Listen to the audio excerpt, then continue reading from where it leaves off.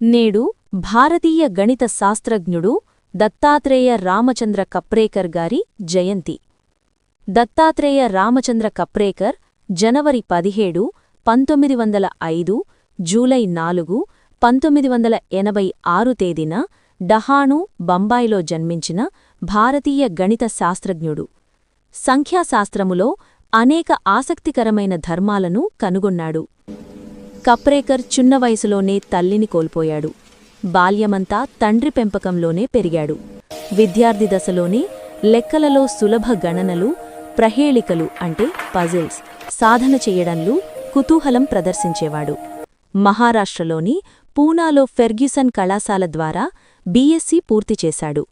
1927లో చదివేటప్పుడే ఆయన రాసిన theory of envelopes అనే వ్యాసానికి గాను ర్యాంగ్లర్ ఆర్పి పరంజపై గణిత బహుమతి లభించింది.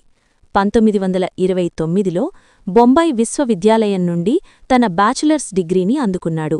ఈయన మహారాష్ట్రలోని నాసిక్ వద్ద పాఠశాల ఉపాధ్యాయుడుగా పనిచేశారు.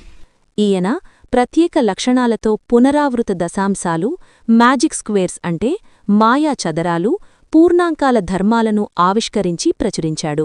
డాక్టర్ దత్తాత్రేయ రామచంద్ర కప్రేకర్ గారు సంఖ్యల్లో ఉన్న అందమైన నమూనాలను అధ్యయనం చేసిన భారతీయ గణిత శాస్త్రజ్ఞుడు.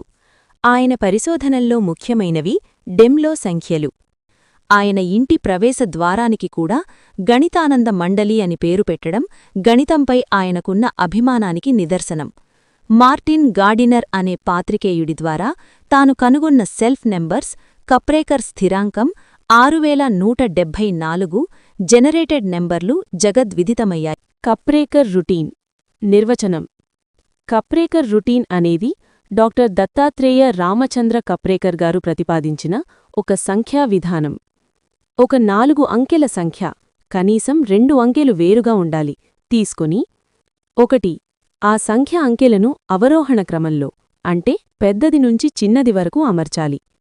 2 అదే అంకెలను ఆరోహణ క్రమంలో అంటే చిన్నది నుంచి పెద్దది వరకు అమర్చాలి.